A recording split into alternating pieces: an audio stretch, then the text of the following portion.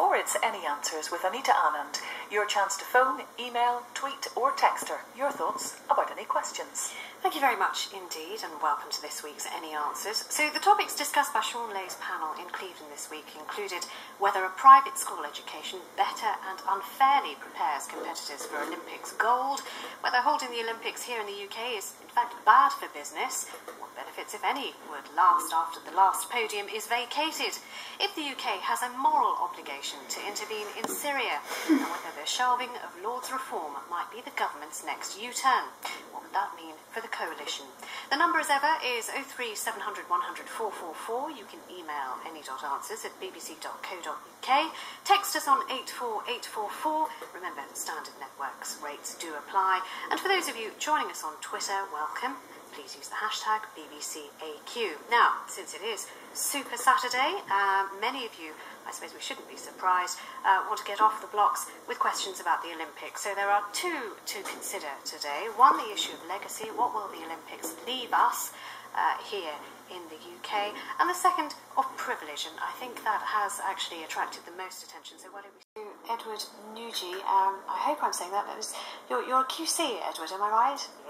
Right, well, thank you very much for calling. Tell me what your thoughts are on Syria. I'm afraid I'm in the minority. I think Harriet Sargent is quite bright. Sorry, can you hear? Yes, I can. Please go on.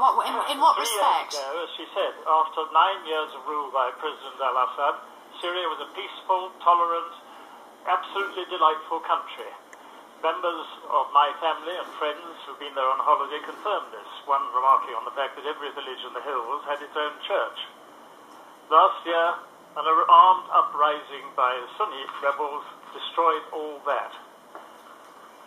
The rebels are intolerant. They're estimated to have expelled 50 to 60,000 Christians from Homs.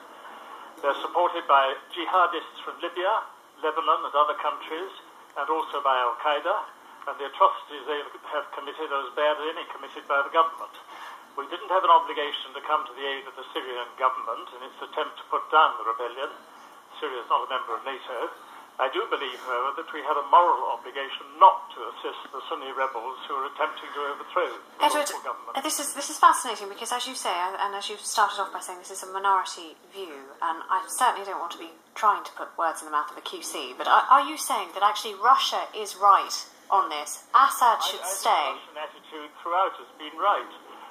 Neither side should be assisted from outside, and certainly the rebels shouldn't. And the Russians want a conference in which we can reach some sort of agreed solution, resulting in peace. And I don't know if we'll ever restore Syria to the absolutely delightful country it was, but we can get to a better mess than we've got in Libya. Is there ever an imperative when you see pictures of massacres on your screen to say, actually, it's just human to go and do something, anything, whether it's diplomatic or not? When there's a war, there are casualties. It seems to me the government's entitled to say this is a rebellion against the lawful government, and we should put it down. And as I say, the atrocities committed and admitted by the rebels are just as bad. Thank you very much indeed for your call and for all of your calls today. Of course, it's always fascinating, these subjects and the spread of opinion. Just one other email. I was amazed and dismayed that one of the panel mentioned our moral obligation to intervene. Why aren't they talking about international arms trade? That fuels all of these conflicts. Maybe we could do something about that. Unfortunately, that's all that we have time for. Next week, it's Eddie Mair from the Philharmonic Studio in Media City. Do join in then. Any Answers was presented by Anita Anand and produced by Anna Bailey. Our Saturday drama in a few moments here on Radio 4 tells the story of the most famous British fighter aircraft in history. Samuel West, Samuel Barnett, Rory Kinnear and Ruth Wilson star in Spitfire in a few moments. And another place to find great drama is our sister station, Radio 4 Extra. Later today, there's an adaptation of Ken Kesey's acclaimed novel, One Flew Over the Cuckoo.